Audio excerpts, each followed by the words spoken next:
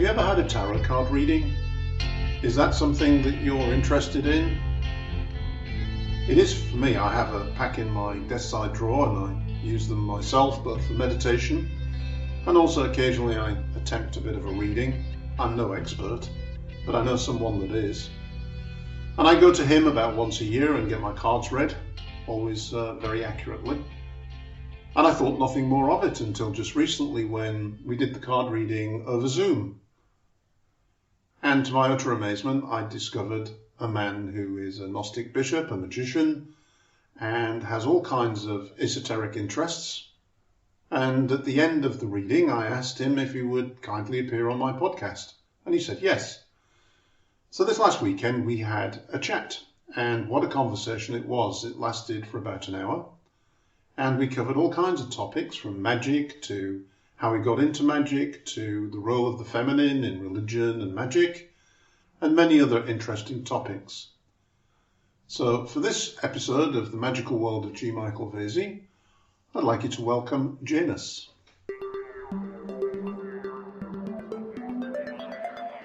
How did you get into magic in the first place?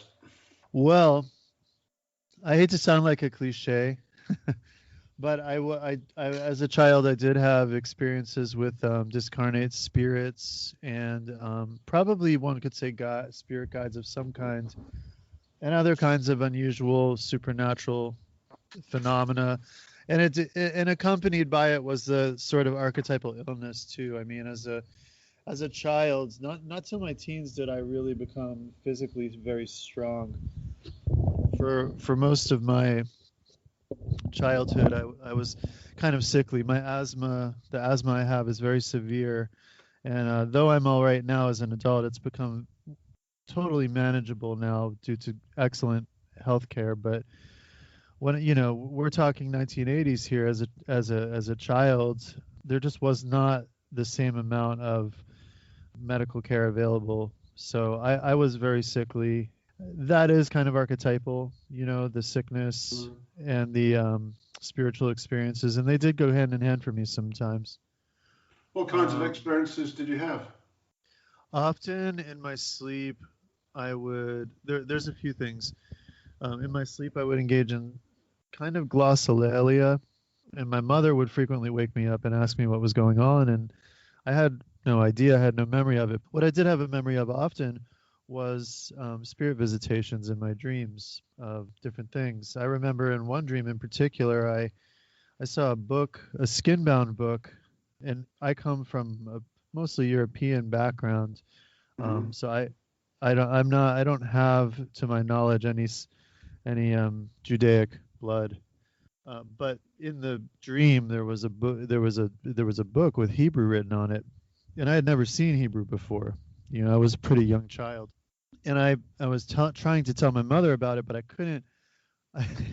I couldn't formulate what I had seen. I just kept telling her they were scary letters because it was they were written in the flame letter style, so they were very sharp, and it was on the cover of this book, and they were actually illuminated, like the letters were illuminated. They had light coming through them. Other times, native spirits, indigenous spirits, things like that.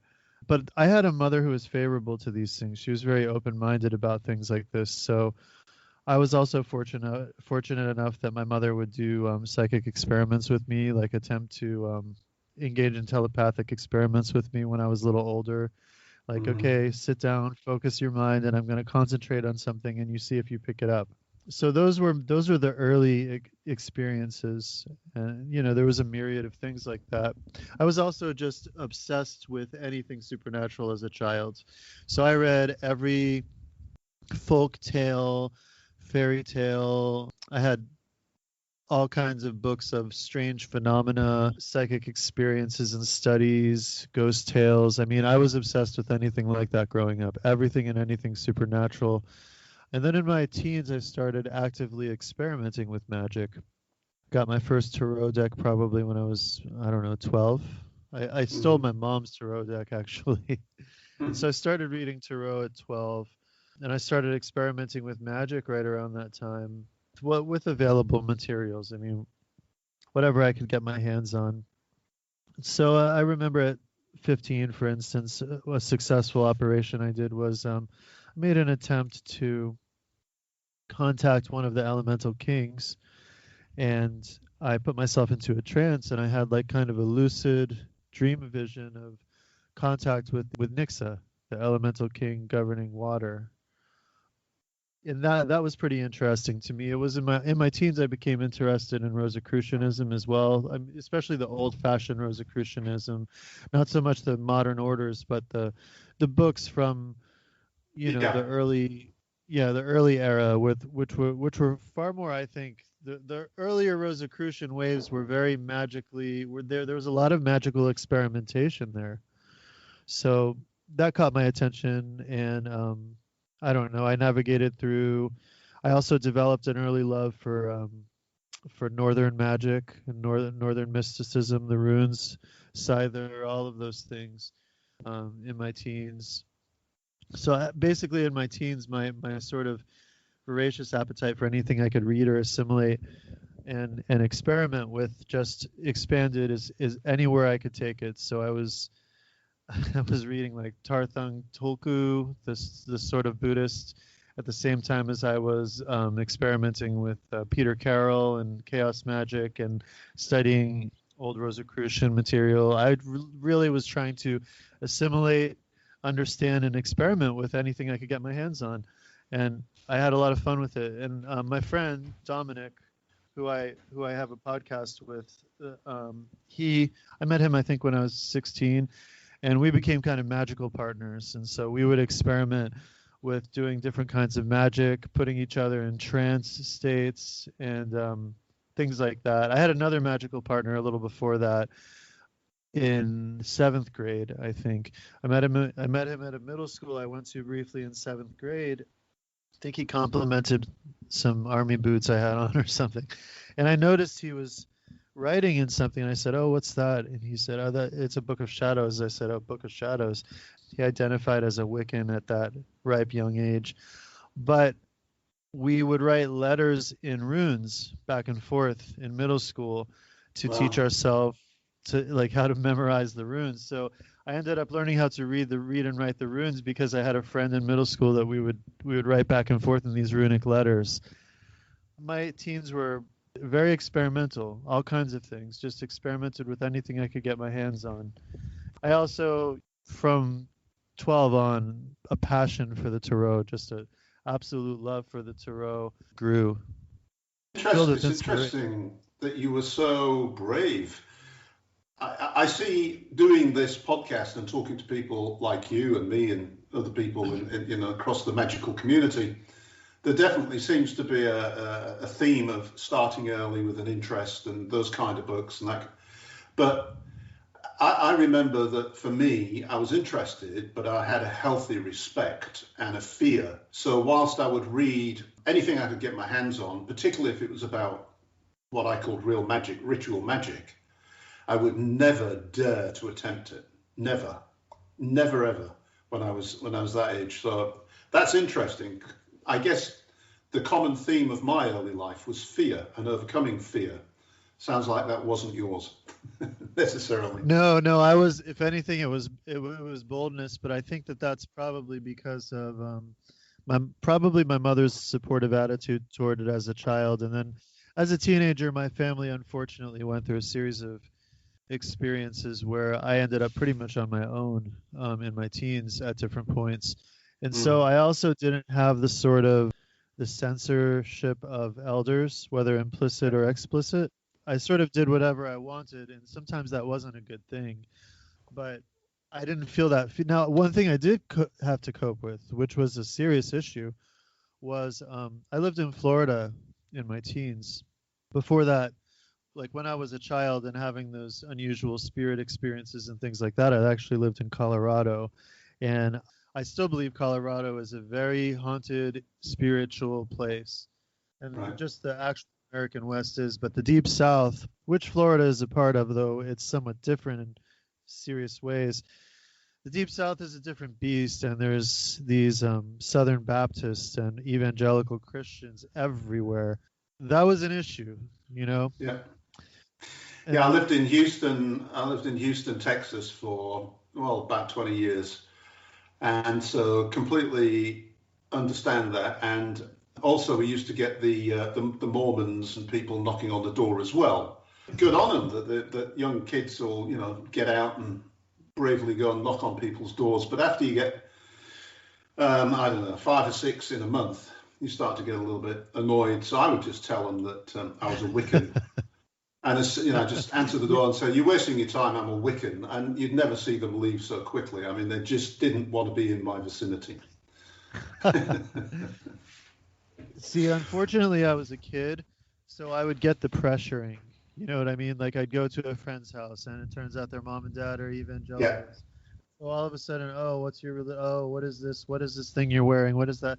So it was difficult because I couldn't ever escape it, and I was already a black sheep. I mean, I think I was the only goth in my high school. So well, what about this is those people are, they're into this magic, but it's a certain type of magic. They don't call it magic, and they condemn anybody else for being into sort of similar stuff. But it's not. It's not. Cool. Yeah, it's very strange the way that is, very strange. And I think maybe that's where the fear element in my childhood came, because I think my mum was always very insecure. And even though she was a great mum, she's still alive, even though she's a wonderful person and a great mum, I think, in her 20s, she was still feeling her way through the world. And her father was an anti-alcohol Methodist and quite strict. And so although she went to the tarot card reader and had her psychic readings and loved going to the fairs and stuff like that, she also had this sort of hell and damnation side to her that meant that she never quite knew whether what I was up to and what I was experiencing was good or evil. And I think that was where the fear came from, because I think she in particular gave me the hell and damnation talk quite frequently. So I was basically scared shitless to practice any magic, just in case I really was communing with Satan, so to speak. And that conditioning goes deep, because yeah, I know that when I started to have, in my late teens, early 20s, I had some contact with the darker side of the spiritual realm, I guess you could say, very real. And those confrontations actually brought out this unconscious conditioning that put me into a sort of dualistic space for a long time, where I like this sort of warlike attitude toward these things. And they're legitimately evil forces, just like there are legitimately good forces out there of spirits, demons, deities, all these kinds of things exist. But it was interesting to me in hindsight, I realized just how much that conditioning penetrated into my subconscious, because when I was confronted with this spiritual threat, that conditioning came to the surface, and I started to interpret it all through a Christian lens. And it's funny because my parents, though they were Catholic and from traditional sort of Catholic families, they didn't raise us that way at all. I mean, we rarely went to church. I was the only child in my family that was baptized. So it's not like I was in a home where that was being nailed into me, but somehow I still ended up assimilating all of this ideological claptrap that I had to uproot from my psyche. I had a funny sort of religious upbringing, because I started out as a Methodist, and then I liked to sing. And so I managed to get permission from my parents to join the local Anglican community to be in the choir. So I was a choir boy for several years. And, the Methodist Church didn't have a paid choir, but the Anglican Church did. But my wife was an Irish Catholic, so I converted to Catholicism as an adult in order to sort of smooth the waters there a little bit. So there was a definite push for me to become a Catholic. And all I will say is that I learned a lot from participating in all three, really, even though I wasn't necessarily doing it from a sort of spiritual wanting to be saved or a spiritual perspective. I was doing it for reasons best known to myself. But I learned a lot, and I really like the Catholic Church. I like the Mass. I like watching the Mass. I like watching the priest do the magic, which is how I saw it. And I could often see as I watched a good priest do mass, I could often see the energies that were around and being manipulated. And I'd tell my wife, and she'd say, "Don't tell my family that," But it's true. It's a form of high ceremonial magic, really. Yes, I mean, there's no way to avoid that once you understand ceremonial magic, even historically, and it's clearly a form of high white magic, and when it's done right, it's very effective. It's a solar rite, really. It's very solar. Yeah. I think the other thing that caused me fear was my reaction to my experiences, and it doesn't sound like you had the same reaction. My experiences were more poltergeist, manifestations of ghosts and that kind of thing, and it scared the living daylights out of me. So I was absolutely scared shitless again of the dark and what would happen in the night. It sounds like that the experiences you had you didn't describe them in a way that they were scary. You described them more again in a way that, to me, it sounded like they were more intriguing to you than scary. Most of them were intriguing and really fun, but I will say that one thing that did scare me was a little bit later.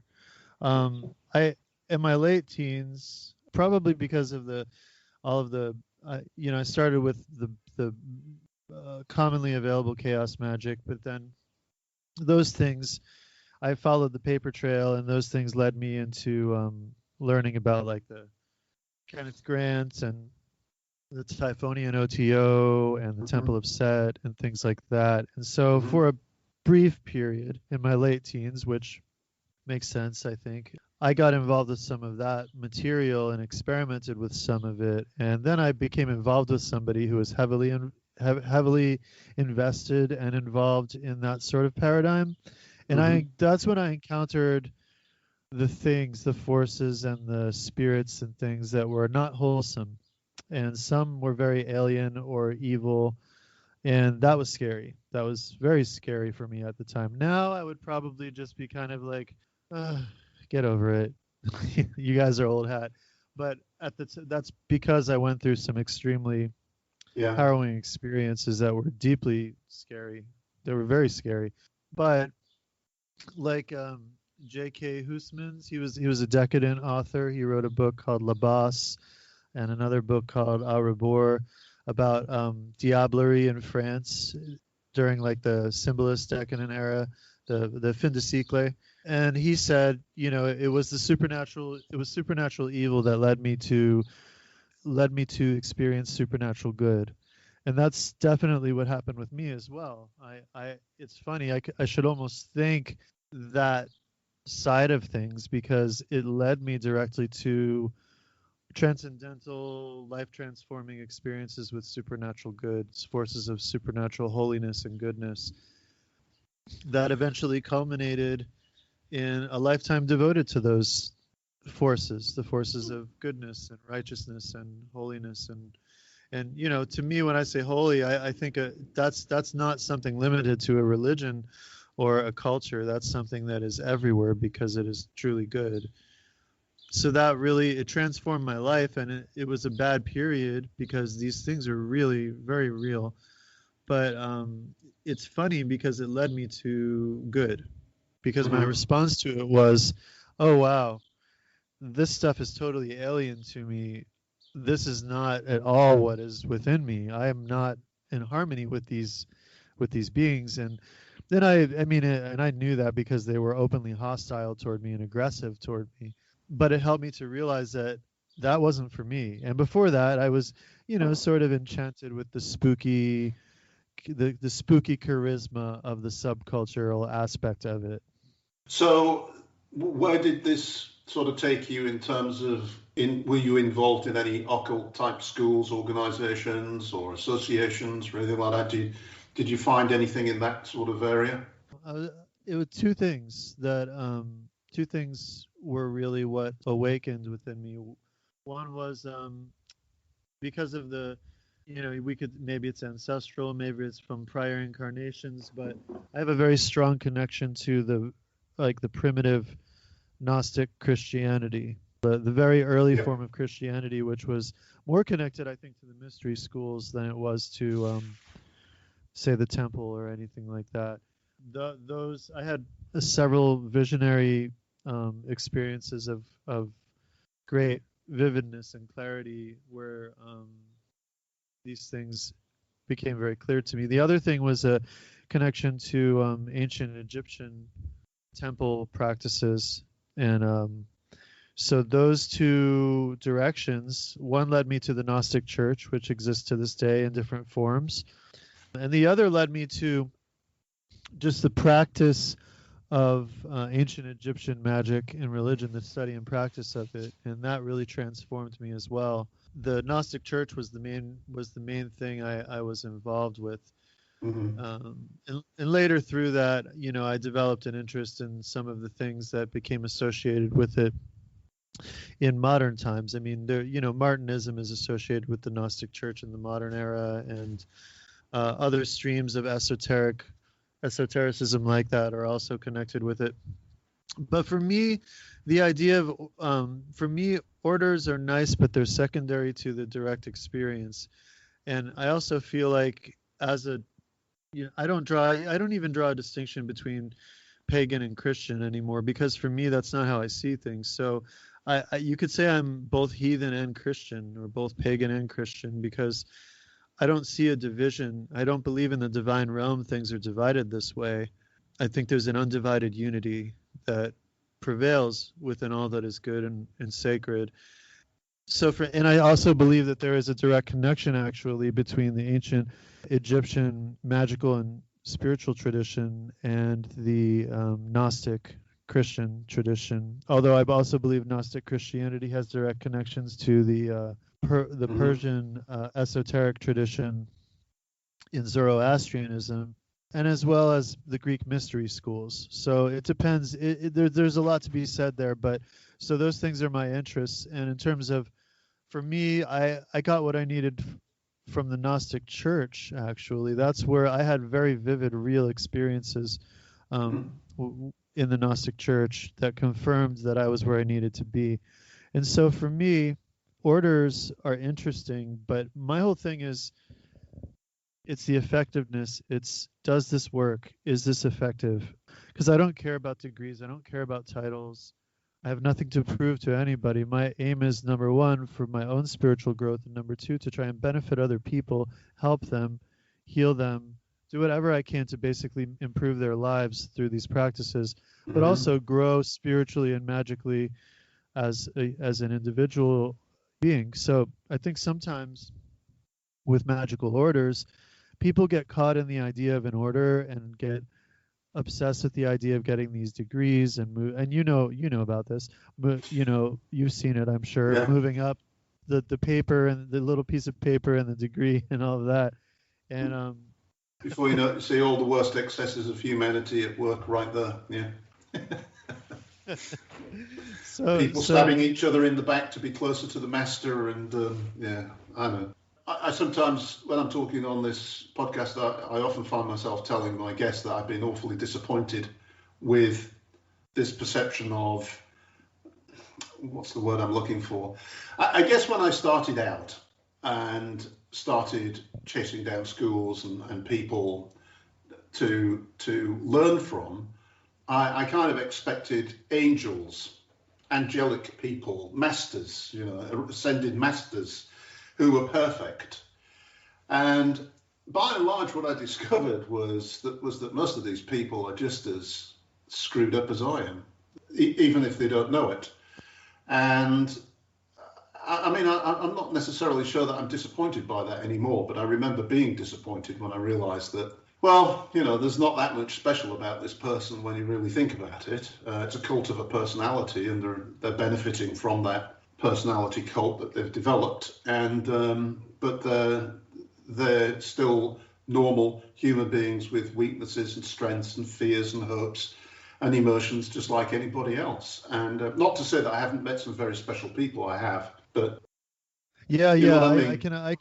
I totally know what you mean. I went through the same disillusionment. I've experienced the same sort of disappointment in people, and I think it's a natural human inclination, because when we're drawn to these things, we're hoping we'll find like a true guru. We're hoping we'll find this enlightened or illuminated individual. And like you, I can also say, and I've definitely experienced those disappointments, and it was a letdown at points.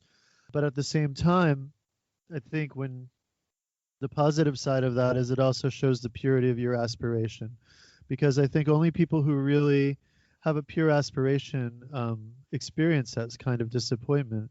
On the other hand, I would say also, like you, I've definitely met some genuine people.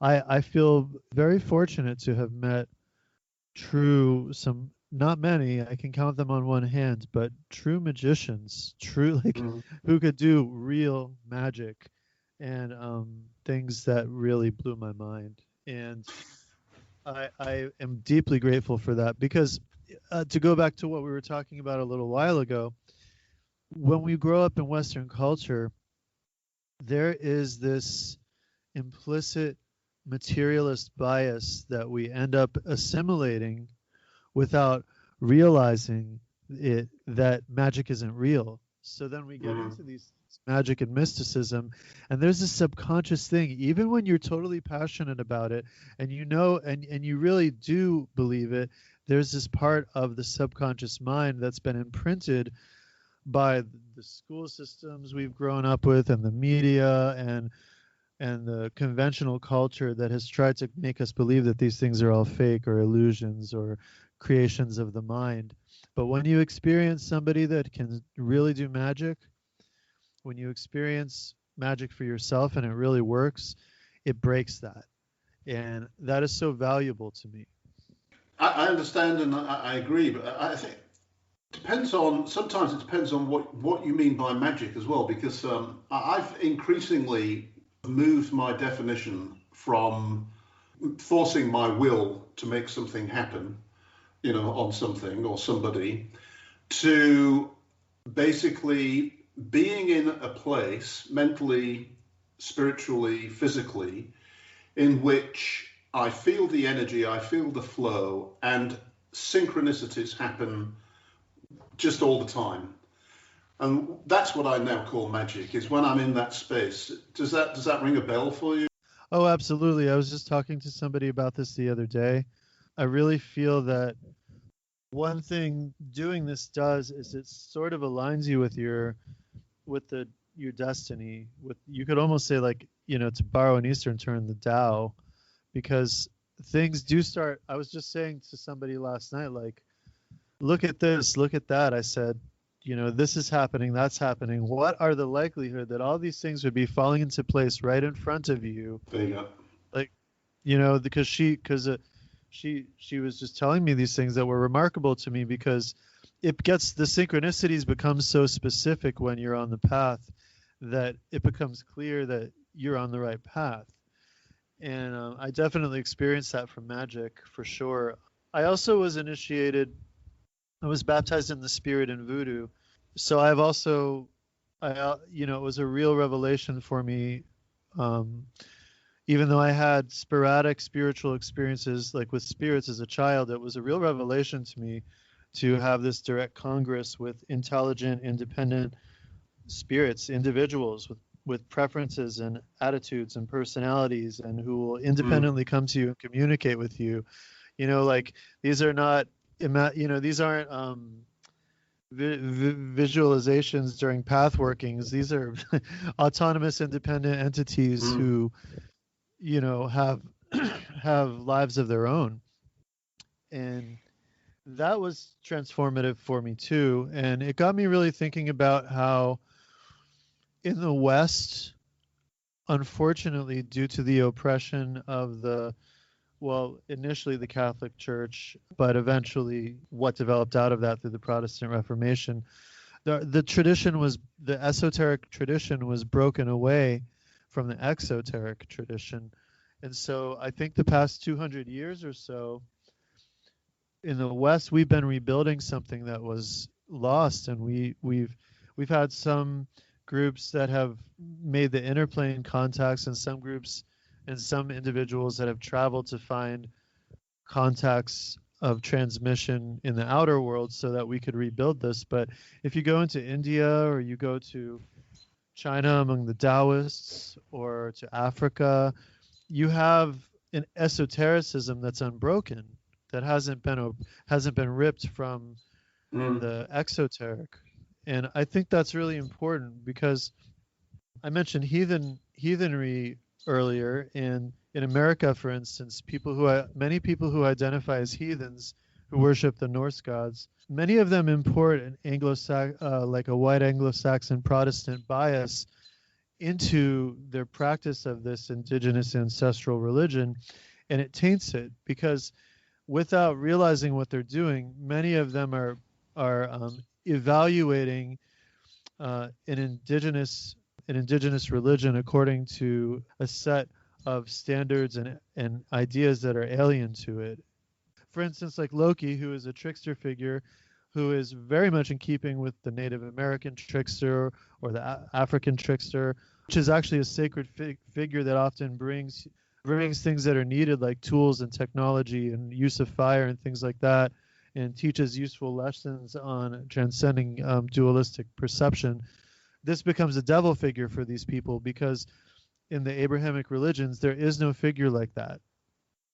For me, magic or esoteric training is about stripping away the preconditioning that you've been handed subconsciously, unconsciously throughout your life. And it's not easy to do, and none of us ever get there, I'm sure. But you were sort of alluding to the problem of what happens if you don't remove satisfactorily one or more of the lenses through which you've been conditioned to see things. And those lenses then become the very opposite of lenses. They don't clarify your vision, they distort your vision. And I've been very interested in how that works. And I don't think I've made a lot of progress personally in stripping away some of that unconscious stuff, but I'm well aware that it colors everything that I see and I do. And the exact problem that you're talking about, I've even come across just recently because I'm very interested now in Slavic paganism. And like you, I'm kind of heathen Christian too. I don't really know how to describe it. And Veles is also the god of the underworld. Veles is seen as the trickster. And Veles has also been painted as the devil by the Christians that followed the Slavs. I still find myself thinking like that and then sort of saying, no, that's nonsense. Veles is the god of the underworld and the trickster, and there's nothing wrong with that. Oh, absolutely. You're talking about something I've gone through as well. For instance, an example that I can, a very similar example is the god Eshu, who is Eshu is he's present really in all of the diasporic religions, but he's an African god, and he's really I hate even using the term trickster because it's problematic because it implies a sort of dishonesty, and these gods aren't necessarily dishonest as I think they transcend our mundane perception. But this god in colonially in Nigeria, for instance, when the colonialists came, they deliberately translated the Bible into Yoruban, into the Nigerian language. They deliberately translated every reference to the devil into Eshu's name. And this is a serious issue because this is actually a deeply sacred god who is not the devil. There is no devil figure in their pantheon really, but there are demons. But this is actually the god that people have to approach to get to the other gods. It's a mercurial figure. Mm-hmm. And traditionally, as you know, in esotericism, there's usually, like, whether it's Ganesha or Hermes or Eshu, there's a mercurial figure who you go to who then connects you with the other gods. And so by alienating people from this god, they effectively alienated them from their ancestral gods, and it's a really insidious process. And I went through a similar process with Eshu, and I feel a certain measure of disappointment in myself for it, because when I actually developed a more intimate understanding and relationship with this wonderful deity and spirit, I learned that I was completely mistaken, and this is a really amazing being. But those residual biases, it took me a while to work through those and get past them. It's very difficult. It's almost like we have a mind virus that we have to like use a virus removal tool on. Well, that's what I say. I think we all need to spend a lot more time than perhaps we do on just basically meditating and understanding who we are, and stripping away or identifying and stripping away some of these subconscious teachings that were just programming basically from childhood, that come from parents and relatives and school and TV and all those places. They're so insidious and so difficult to identify in the first place. You really need to sit with somebody else and have them sort of dissect you, I think, in order to be successful. And I don't know if you come across the Czech magician Franz Barden. I'm sure you have. Oh yes, I love Barden. But me too. And he has this beautiful exercise where you basically sit down and you spend a month in meditation picking yourself apart and writing down all of your weaknesses and all that stuff. And then you spend another month and do the exact reverse, all the good things. And I did that, and I had thousands and thousands of bad things, and I could think of very few good things, which was really weird. When I saw the two lists, I'm thinking, God, well, if this is the weighing of the heart, when I get there, I'm doomed. But I think it's a really good exercise, and I think he was well aware of that kind of subconscious programming aspect of things. And I think when it comes to Veles, I just try to remember that he's kind of in a duality with the god of the sky, the Thor-like god, which is Perun. I kind of see one as conscious and the other one as unconscious mind as well. And then when you put them in that perspective, there's no devil there at all. It's just two sides of one coin, really. Yeah, and they both have important roles and form have necessary relationships within sort of a holistic picture. Yeah. And I really do think that there was almost a type of, you could say, shamanic, spiritual, religious system around the world at one point, where you find similar patterns in every culture. And I think that that's good for people to have that. Another thing that really that I feel very passionately about is the role of women. I think it's very important in religion, in magic, and I think that this inheritance of things we're talking about also extend to the way women have been treated and characterized and framed in the dominant religious paradigm. Absolutely. And I'm really opposed. Yeah, and I'm really opposed to that. The oppression of women, the subjugation of women, the marginalization of women. It's a deep issue because it cripples, it spiritually cripples the entire areas of tradition. And it's something I think a lot more work needs to be done on, and there needs to be a lot more integration of that. Yeah. Absolutely. I mean, I've always felt very goddess oriented. You with your Gnostic background and interest, then the Magdalene and how she was treated by the church. Never mind, Mother Mary, but the Mary Magdalene. And if you read the Gospel of Mary Magdalene and all those kind of things, it's just like the church's view has been so screwed up for so long, and has such a deep implication on people's psyche and the way they think. It's unbelievable. It really does. It really does. And the thing is, just as Peter is symbolic of the Roman Church, I am always reticent to call them Catholic, even though they arrogate that name to themselves, because Catholic means universal. Yeah. Yet they refuse to accept or integrate with other paradigms. So that's not truly universal. I believe Catholicism is, and there are actually 6 kinds of Catholicism, and the Romanists are simply one of those kinds. Catholic means universal, and that was the intention of the early church, was to be a universal church that would be able to be integrated and expressive of a variety of ethnic and religious people from ethnic and religious backgrounds, because it was meant to be an integral religion rather than the sort of exclusivist thing. But the reason I'm saying that is because you see that Peter represents the Romanists. Well, then this was understood. Mary Magdalene is symbolic of the Gnostic Church. So when we see denigration of Mary Magdalene, we're not only seeing denigration of women and their role, which was prominent in early Christianity. There were female bishops, there were female priests, women had prominent voices in congregations, but the Gnostic Church in general, you could say, was symbolized by Mary Magdalene.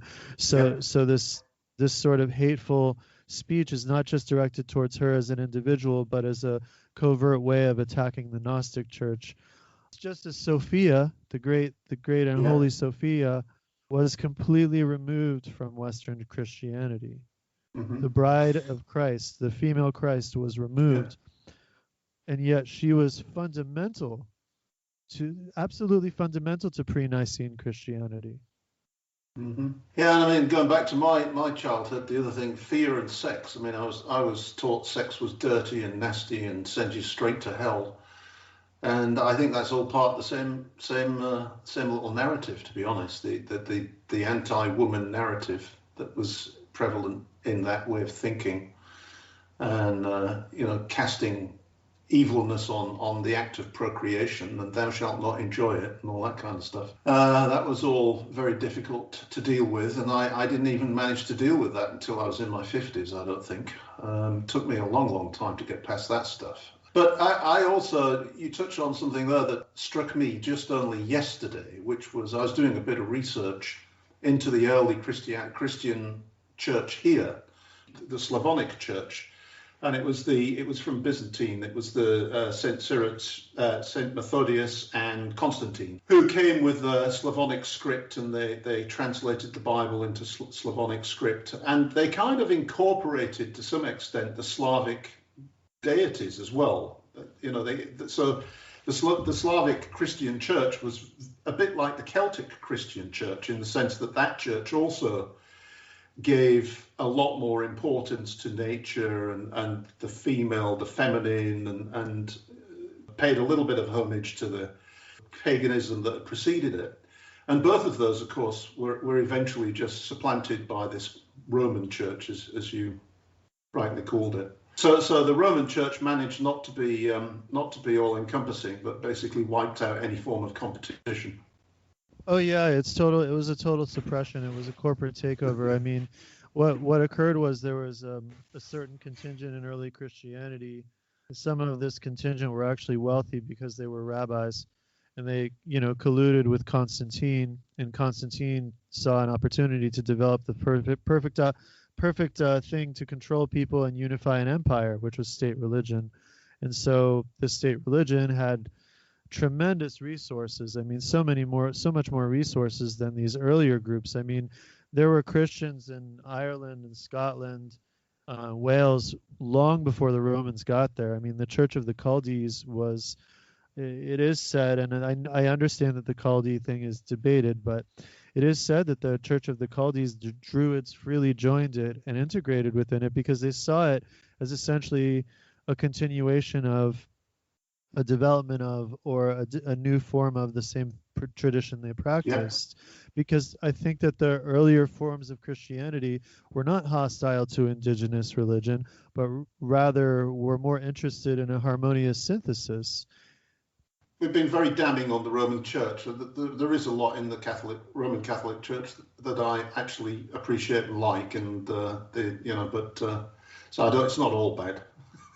Oh, no, and I don't mean to imply that I think it's all bad. I think there's great beauty to the Roman Catholic tradition, yeah, especially pre-Vatican II. But my position and the position of my brethren is that most of that originates in the Gnostic Church. You can see in Clement of Alexandria, he was an ecclesiastical Gnostic, sacramental bishop, and he identified completely as a Gnostic, but he felt that the Gnostic Church should be the sort of inner church for those who were prepared for the esotericism. He felt that Gnosticism shouldn't be outside of the church, but should be the inner dimension, sort of like Kabbalah or Sufism, mm-hmm. And he was right. It should have stayed that way, but unfortunately it was forced out. But so for me, yeah, what you're talking about with the, well, one thing that comes to mind is if we go to Japan, if you go to Japan and you look at Shingon Buddhism, which is my favorite form of Buddhism, and it's an esoteric, very magical form of Buddhism, and it's almost like a theurgic Buddhism, I think, in some ways, but it integrates with Shinto, which is the local, the ancestor cult and the cult of the spirits of nature, and so much more. But it has to do with nature and the natural world, and in Japan, these two cults, they actually integrate with each other and form a whole. So some of these spirits of Shinto are seen as actually manifestations of some of the Buddhas on another plane, and vice versa.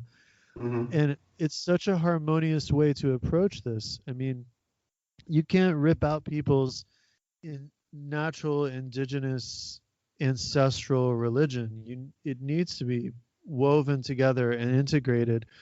And you mentioned what you kind of see magic differently than maybe you used to. And yeah, for me, magic has become more than just working one's will. It really is a sort of almost like being in harmony with the Tao. And to me, even religion, I don't see any difference. I don't see any separation. I see religion as magic.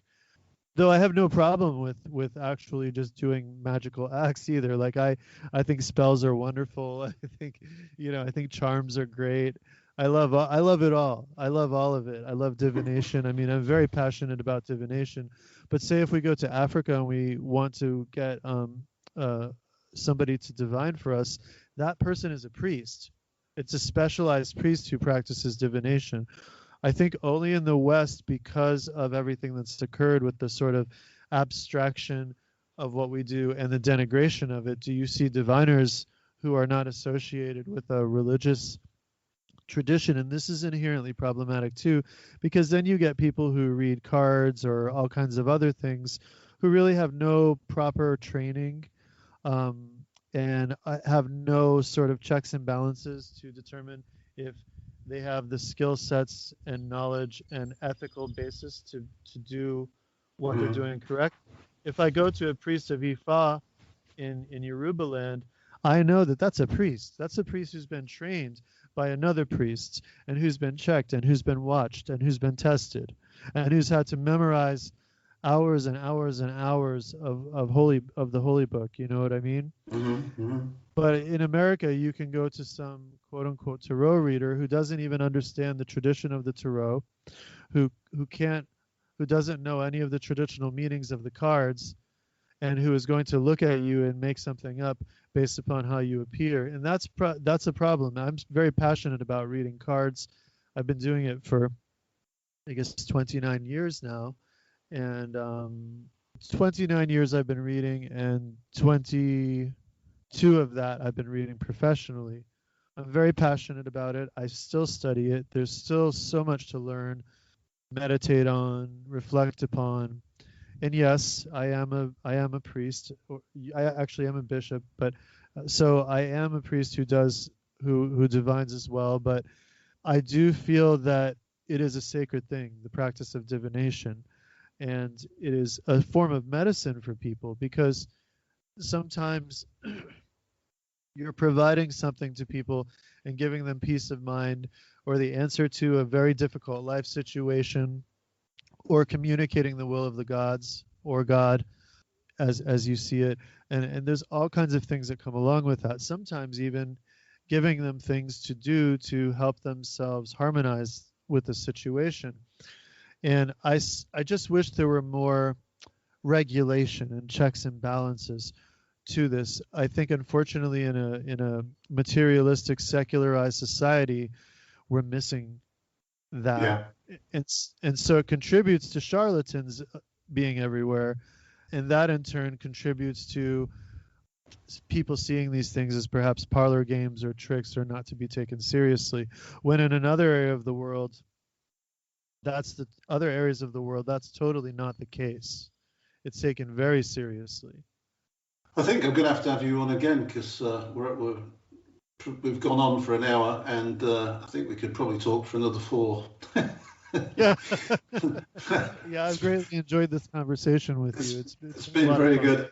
If people wanted to find out more about you or the Gnostic Church, or perhaps even get a reading, divination from you, how would they go about doing that? The best way is just they could reach out to me personally. I can be found as Janus Sunaj, Sunaj, on Facebook. And they could just, send me a personal message. I also have a podcast, The Magician and the Fool podcast, with my best friend Domonic, the one I was mentioning. I would do the magical experiments with as a teenager. And they could also find us there and reach out. We have a Facebook page for that. They could reach out to me through that. But yeah, I'm always happy, and I'm just always happy to try and help people. So, I don't know everything. I'm not a master or anything like that, but I really do want to be of benefit and assistance to other people. So I'm also happy to just be helpful. So my thanks to Janus for appearing on this week's episode of The Magical World of G. Michael Vasey, and I can really recommend his podcast as well. If you want to find out more about Janus, if you'd like to have your cards read or just to reach out to him for a question, if you consult the notes below this podcast, you'll find a couple of ways that you can get a hold of him. In the meantime, I'd like to ask that if you enjoyed this podcast, would you please share it, like it, subscribe wherever you're listening from. It all helps. And I'd like to thank Janus and you for being with us on this podcast. This is G. Michael Vasey once again saying goodbye.